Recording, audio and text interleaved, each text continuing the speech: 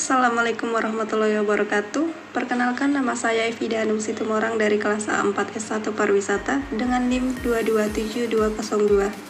Pada kesempatan kali ini, saya akan mempresentasikan bisnis plan saya untuk memenuhi tugas mata kuliah dari Tourism Finance, yaitu bisnis plan sosis telur.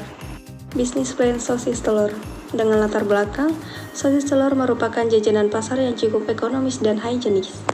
Sosis telur juga memiliki bahan dasar, yaitu sosis dan telur yang dilengkapi dengan bumbu-bumbu seperti daun bawang, bawang merah, bawang putih, garam, lada, dan penyedap rasa.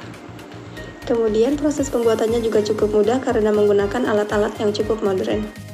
Alasan saya untuk membuka usaha ini karena peminatnya cukup banyak dan dapat dinikmati oleh berbagai usia, baik dari balita, dewasa, sampai dengan orang tua.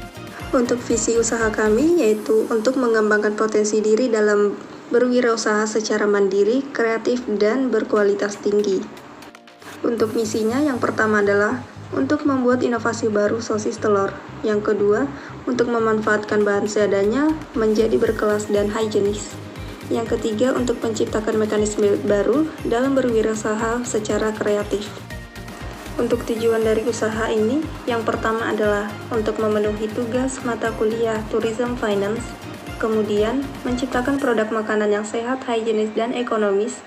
Yang ketiga, menciptakan daya tarik pasar yang tinggi dan menembus pasar lokal, kemudian menambah penghasilan. Kemudian, saya akan mendeskripsikan usaha ini, dimulai dengan deskripsi dari produknya. Jenis usaha yang dikembangkan adalah jajanan pasar yang mudah ditemui dan banyak peminatnya, dengan rasa yang gurih, kenyal, dan sangat cocok di lidah kaum milenial. Untuk deskripsi usaha dari segi keunggulannya, yang pertama adalah bisa dikonsumsi oleh kalangan umur rentan dari umur 4 tahun ke atas. Yang kemudian, harganya bersahabat di kantong. Kemudian deskripsi usahanya dari waktu kita berusaha, yaitu penjualan akan berjalan setiap 3 kali dalam 1 minggu, yaitu pada Jumat, Sabtu, dan Minggu. Rencana pemasarannya memiliki 3 aspek, yaitu yang pertama target konsumen, yaitu anak-anak sampai umur dewasa. Yang kedua, wilayah pemasaran.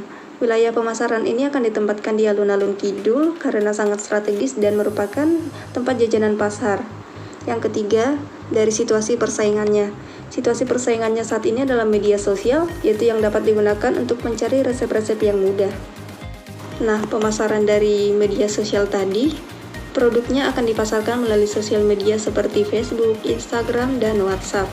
Untuk anggaran biaya produksinya dimulai dengan fixed cost. Yang pertama ada kompor sostel, yaitu seharga Rp600.000. Yang kedua ada tabung gas seharga Rp120.000. Kemudian box besar sebanyak 4 pieces, yaitu Rp80.000. Botol saus seharga Rp10.000, yaitu total fixed cost-nya sebanyak Rp810.000. Untuk variabel cost-nya sendiri terdiri dari telur sebanyak 8 kilo yaitu Rp80.000, sosis 12 kilo Rp120.000, minyak goreng 3 kilo Rp54.000, garam setengah kilo Rp10.000, lada seperempat kilo Rp5.000, penyedap rasa 1/3 kilo Rp5.000, daun bawang Rp15.000, bawang merah dan bawang putih per itemnya setengah kilo yaitu Rp25.000, kemudian ada saus 2 kilo yaitu Rp12.000, tusuk sate 5 pack isi 1000 pieces seharga Rp50.000 dan LPG-nya 3 kilo seharga Rp20.000.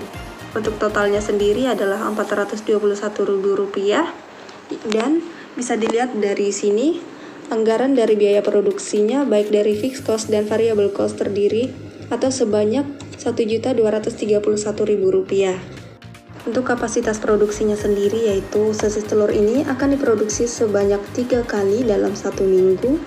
Dalam sehari akan memproduksi kurang lebih 100 pieces sostel. Dan kemudian sebulan akan memproduksi 1.200 sosis telur dan dalam setahun akan memproduksi 14.400 pieces sosis telur.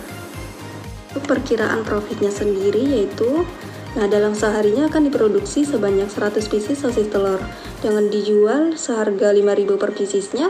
Kemudian keuntungan atau labanya akan mendapatkan Rp500.000 per hari karena seharga Rp5.000 per piecesnya dikali 100 pieces. Nah, mendapatkan hasil Rp500.000. Untuk keuntungannya, pendapatan akan dikurang dengan modal yaitu Rp500.000 dikurang Rp421 dengan keuntungan Rp79.000. Untuk keuntungan per bulannya, untuk pendapatan per bulannya akan mendapatkan Rp6 juta karena Rp500.000 dikali 12 hari kerja. Nah, untuk keuntungannya sendiri akan mendapatkan Rp948.000. Untuk pendapatannya dalam 1 tahun, yaitu sebanyak Rp72 juta dengan keuntungan bersihnya sebesar Rp11.376.000. Nah, untuk penghitungan lama balik modalnya, pengeluaran akan dibagi dengan keuntungan, yaitu Rp1.231.000 dibagi Rp948.000, yaitu 1,3. Nah, jadi lama balik modalnya tersebut adalah selama 1,3 bulan. Untuk BEP-nya, yang pertama BEP rupiah. Nah, bisa dilihat dari sini. Dengan rumus 1 dikurang fixed cost per variable cost per sales, yaitu 1 dikurang Rp810.000 per Rp421.000 per Rp510.000. 1 dikurang Rp810.000 per 0,84. Nah, 810 per 1 yaitu Rp810.000. Jadi BEP rupiahnya di sini adalah Rp810.000. Untuk BEP unitnya yaitu dengan rumus fixed cost per P dikurang variable cost unit. Nah, kita akan mencari variable cost unitnya dulu dengan rumus variable cost per US unit, yaitu 810.000 dibagi 1.200 yaitu 675. Nah, untuk BP unitnya 810.000 dibagi 500.000 dikurang 675. Untuk hasil BEP unitnya yaitu 1,62 unit. Demikianlah hasil presentasi saya, lebih dan kurangnya saya minta maaf dan mengucapkan terima kasih untuk kesempatan kali ini. Assalamualaikum warahmatullahi wabarakatuh.